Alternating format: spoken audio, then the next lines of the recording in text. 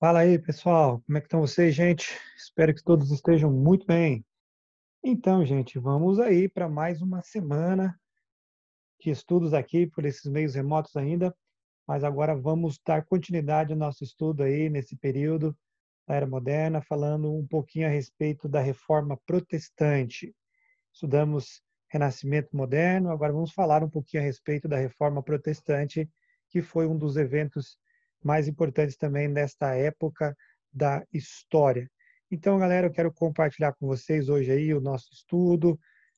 Espero que vocês possam compreender bem a nossa matéria de hoje.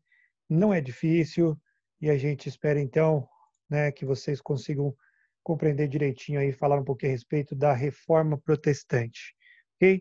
Antes de mais nada, sempre lembro dos nossos deveres semanais aí, ó. Lembro a vocês que agora nós estamos começando a semana 1 do ciclo 2, do terceiro bimestre, e aí aquelas obrigações de sempre, assistir a videoaula, importante, tá legal, galera? Muito importante. Assistam a videoaula, tirem suas dúvidas comigo pela sala virtual ou por meio do fórum. Peço a sua leitura também das páginas 47 e 53 do capítulo 3, da apostila 3 ainda. E também depois você vai fazer as atividades das páginas 53 e 54. Se houver dúvidas, sexta-feira esteja lá para tirar dúvida comigo na sala virtual e também eu vou postar o gabarito das questões no mesmo dia. Tá legal, galera? Participem do fórum, peço ajuda, participem realmente no fórum, gente, porque ajuda você. Né? Ciclo passado aí eram 4 fóruns e teve gente que ficou ausente de todos. Então a sua nota máxima no ciclo 1, o terceiro bimestre foi 6. Isso se você tirou 6 na produção acadêmica, né? Então veja aí a grande perca que você está tendo ao não participar dos fóruns e muitas vezes também nem assistindo às videoaulas estão. Então, galera, vamos lá. É um ano que nós precisamos, né, que vocês se empenhem um pouco mais aí para poder realmente continuar os seus estudos. Então vamos lá, galera, vamos falar um pouquinho a respeito da Reforma Protestante. Que fatores levaram a esse movimento tão importante que para muitas pessoas foi considerado apenas um movimento, né, religioso? O historiador, eu respeito muito o historiador, porém não concordo com todas as palavras dele. Esse historiador é o Lucian Febvre.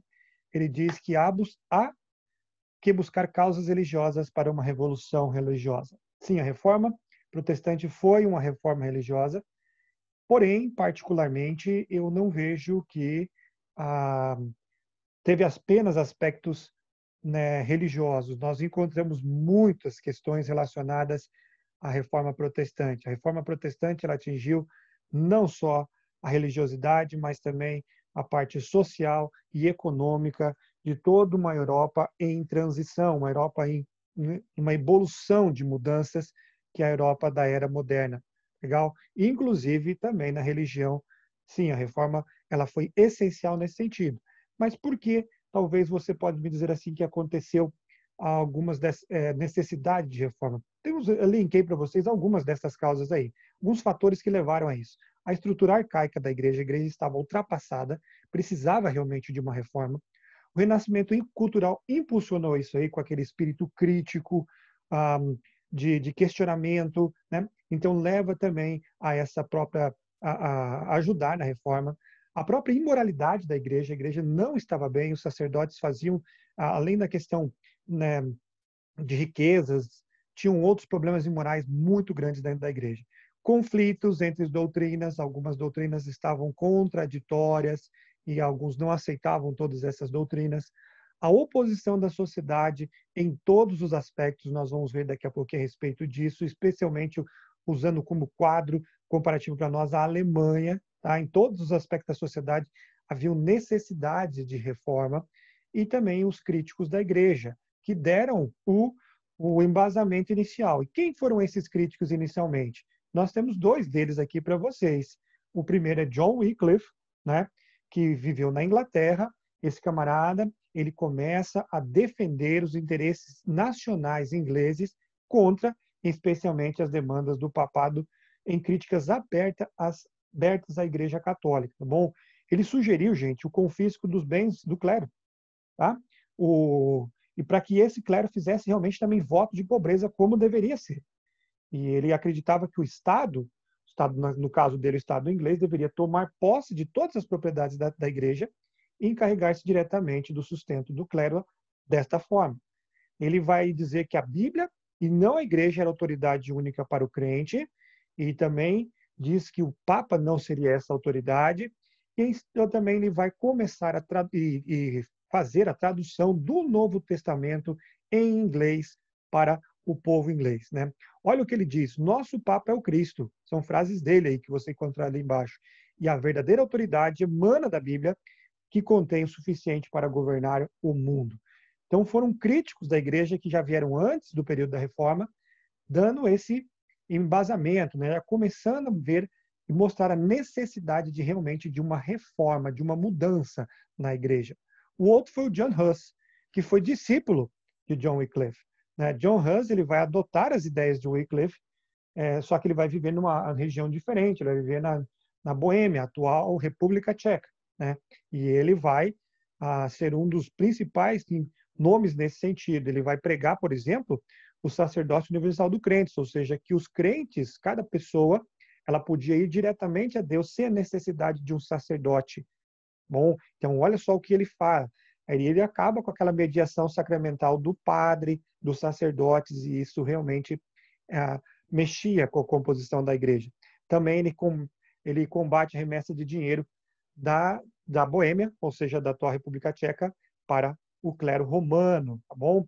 E olha só, o que Huss, ele acaba sendo queimado na fogueira da Inquisição, acusado de heresia, e antes de morrer, ele disse as seguintes palavras ao seu carrasco: vocês hoje estão queimando um ganso, mas dentro de um século encontrar-se-ão com um cisne. Isso é interessante, não é uma profecia, mas ele morre em 1408, se não me engano. Em 1517, 100 anos e pouquinho, cento e pouquinhos anos depois, Lutero vai fixar as 95 teses na porta do castelo da igreja de Wittenberg. Né? Então, é bem interessante o que aconteceu aqui. Bom, vamos então falar aqui, gente. Houveram tentativas de reforma. A igreja tentou, de certa forma, algumas reformas, mas não que mexia profundamente nas suas raízes. Né? A primeira delas foi durante o papado de Nicolau II, quando ele muda, na verdade, o tipo de eleição. Eles não querem mais o comando, né, do Estado. Então, e muito menos a interferência da nobreza. Então, os cardeais é que elegeriam o Papa a partir de agora, de acordo com Nicolau II. E também Gregório VII, esse camarada vai mudar completamente. Ele tenta acabar com a compra de cargos eclesiásticos, o que é chamado de simonia, uma prática muito comum naquela época, porque ter um cargo eclesiástico era ter status. E ele também acaba vencedor naquelas investiduras, que seria o seguinte: quem é que tem mais poder? Quem é que deve comandar, o Estado ou a Igreja? E ele acaba, então, criando a ideia de que os papas não deveriam se submeter à autoridade dos imperadores, mas sim os imperadores aos dos papas. Né? Então, ele proíbe que imperadores, por exemplo, nomeiem os bispos, que é uma prática comum até então. Tá legal, gente? Então, houveram tentativas, porém, não foram à frente, foram apenas na estrutura administrativa da igreja, e outros setores acabaram ainda tendo essa necessidade. A reforma ela vai começar justamente na Alemanha, com o que ficou conhecido como luteranismo. O contexto da Alemanha é interessante. A Alemanha de Lutero ela é constituída, gente, de principados independentes que elas sofriam pouca interferência do Estado, né? Que era representado naquela época pelo Sacro Império Romano Germânico. E havia na região da Alemanha, da atual Alemanha, né, a Germânia naquela época, diversos interesses, representados aí pelos diversos setores da sociedade.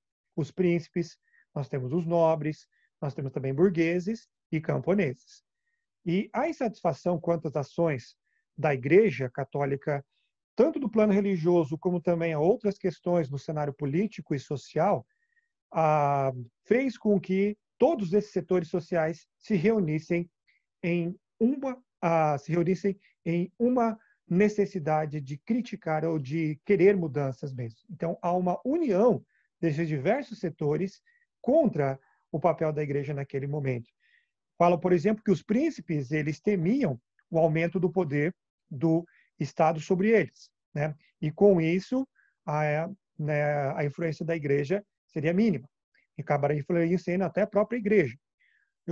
Já os cavaleiros nobres, eles haviam empobrecido ao longo dos séculos ali, eles pretendiam dividir entre si as ricas terras da igreja na região. Os burgueses, eles se incomodavam com a pregação católica que condenava o lucro e a usura, né? E finalmente os próprios burgueses, os camponeses, perdão, e os trabalhadores, né, em geral, sentiam-se, de certa forma, muito mal pela cobrança dos dízimos, sentiam-se até, de certa forma, que era uma cobrança injusta para com eles, essa cobrança dos dízimos nas suas terras. Então, isso leva a Alemanha, a esses diversos setores, a criticar as práticas da igreja. Na Alemanha, naquela época, já se também praticava o que nós conhecemos pelas indulgências. A indulgência é uma prática muito antiga de venda de perdão através de uma indulgência. A pessoa, né, recebia o perdão dos seus pecados através da compra de uma indulgência. E, infelizmente, isso era muito praticado. E na época em que viveu esse homem aí, Lutero, as práticas começaram a aumentar. Os monges dominicanos eram responsáveis por isso. Na Alemanha, o monge responsável era Tetzel. E esse camarada estava tentando varrer a região da Germânia em busca de mais e mais recursos para a reconstrução da Basílica de São Pedro em Roma, né? O Lutero é o líder da reforma na Alemanha. Ele vai ser alguém que vai começar as suas pregações lá em Wittenberg, numa universidade, uma teológica. Bom, e nos seus estudos de teologia, ele começa realmente, mostra-se cada vez mais, né, adepto de uma reforma na mentalidade da igreja. Ele foi monge agostiniano, ao contrário dos dominicanos, por isso muitas vezes as pessoas dizem que a reforma foi apenas uma briga de monges. Porém, não, gente, nós temos diversos outros interesses no meio aí. Esse camarada foi o primeiro reformador a realmente ter sucesso, entre aspas, sucesso no sentido que ele não morreu, né? Mas também que ele levou as suas ideias à frente. Ele questionava especialmente, como eu disse para vocês, a venda de indulgências. Essa para eles era a mais pura, era algo realmente tremendamente ruim para a sociedade e não aceitava de maneira nenhuma. A venda de relíquias também religiosas, como pedaços da cruz, sei lá, o cálice, o Santo Graal, coisas desse tipo, o crânio de João Batista, se você visitar esses lugares. Então, isso era condenado por ele, e também a simonia, que é a venda de cargos eclesiásticos. Tá bom, gente? Então, Lutero, é interessante aqui se falar sobre isso, que ele considerou essa venda de indulgências algo extremamente inaceitável, era um abuso para ele, né? E ele vai procurar de todas as formas impedir que o dominicano Tetzel realizasse a sua tarefa na região da Germânia. E depois disso, depois de elaborar um tratado com 95 teses, onde ele condenava justamente essa prática das indulgências, ele prega nas portas da igreja de Wittenberg. Aqui embaixo, nas imagens, você vê essa prática das indulgências. As pessoas pagam, deixam suas moedas e recebem um certificado para que assim possam ter, né, a comprovação do seu perdão. Então, Lutero ele vai fixar essas 95 teses ali na porta da igreja e do castelo de Wittenberg, né, que eles chamam de igreja castelo de Wittenberg, com protesto à venda de indulgências e contra o comportamento imoral do clero. Gente, eu quero deixar uma coisa clara para vocês. Lutero não queria dividir a igreja inicialmente. A ideia dele era procurar reformar a igreja, mudar esses abusos que estavam acontecendo dentro da igreja. Tanto que a primeira versão das 95 teses foi em latim, uma língua conhecida apenas pelos sacerdotes. Posteriormente, ele vai publicar também em latim e em alemão, para que o povo tome conhecimento das suas ideias. Tá legal? Então é bem interessante isso. O Papa Leão, lógico, não aceita, o Papa Leão naquela época, da época de Lutero, e ele exige retratação de Lutero.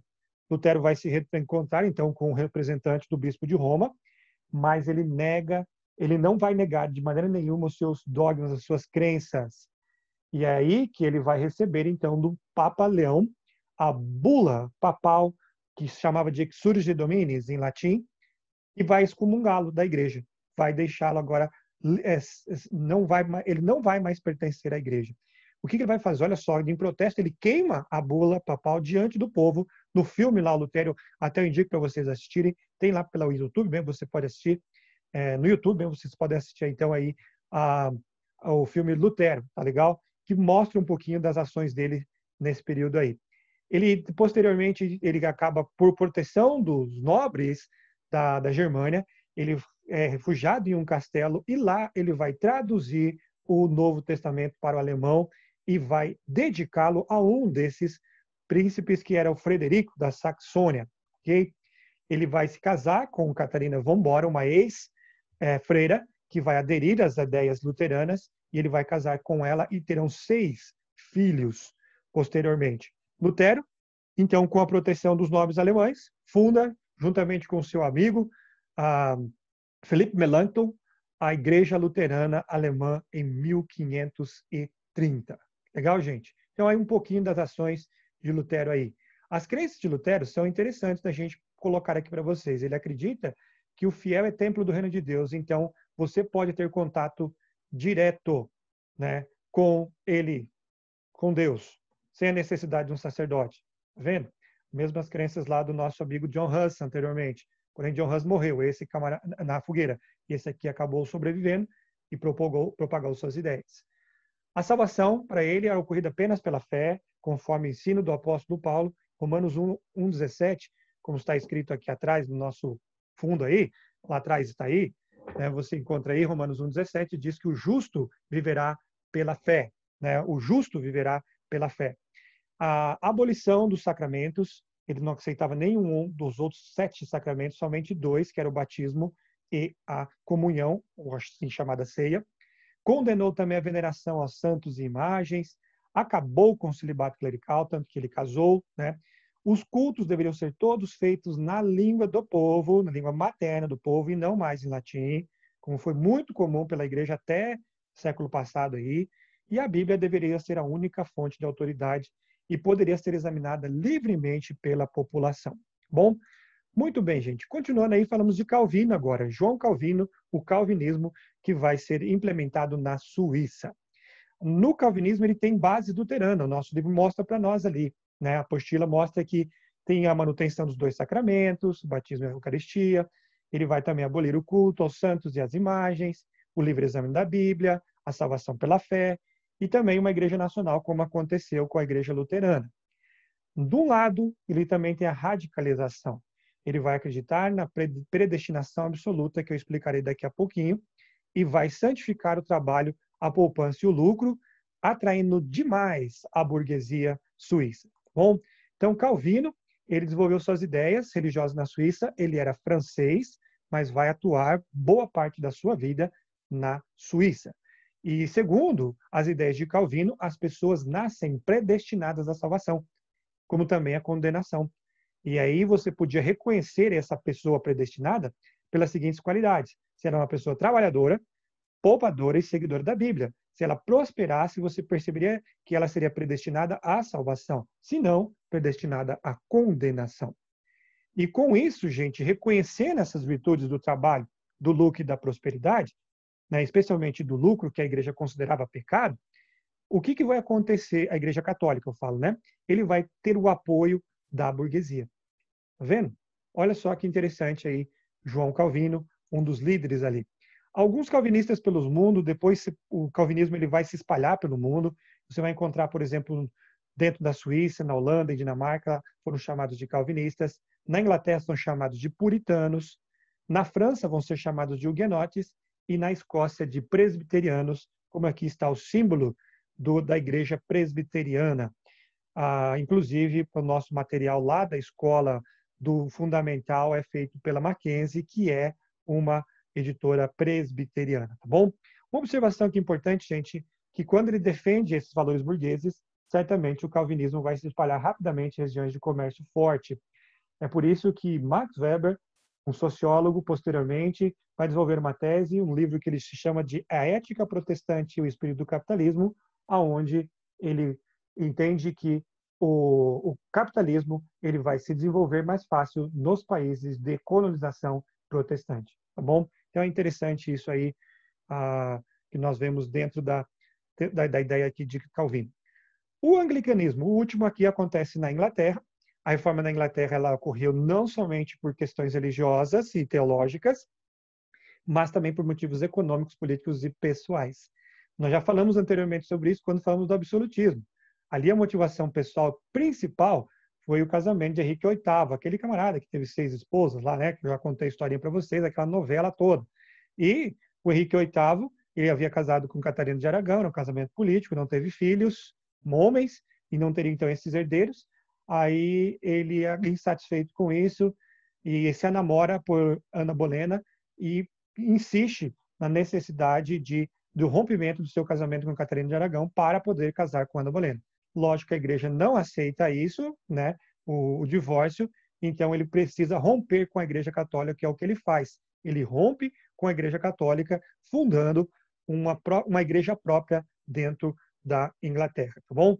Então, lógico aqui que ele não estava só afim da questão do casamento, mas também a intenção deles era acabar com as ingerências políticas da Igreja Católica dentro da Inglaterra e também ajudaria a burguesia inglesa que não, para não pagar mais os impostos clericais, os impostos, né, da religião que teriam lá. Ele vai romper definitivamente com a Igreja com o ato de supremacia feito em 1534, onde o rei ele foi proclamado chefe supremo da Igreja Anglicana. Bom, a Igreja Anglicana ela mantém muitas das práticas da Igreja Católica, até as roupas sacerdotais são as mesmas, alguns princípios só que são diferentes. Destaca-se, por exemplo, o culto aos santos, eles extinguiram o culto aos santos, uma liturgia semelhante à do catolicismo tem dentro deles. A salvação também é pela predestinação, a presença de Cristo em espírito na Eucaristia, não mais a transformação literal do corpo e do sangue de Cristo naquele momento lá, e a manutenção da hierarquia eclesiástica, que é muito grande lá.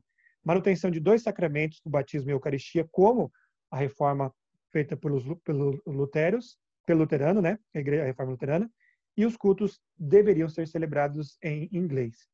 O anglicanismo vai ganhar muita força, vai ser consolidado no governo de Elizabeth I. Nós também comentamos sobre isso lá, ficando restrito praticamente, quase que exclusivamente à Inglaterra. Mas os seus efeitos sobre a economia inglesa foram muito benéficos, além de permitir a transferência, né, da posse das terras da Igreja Católica para as mãos dos ingleses.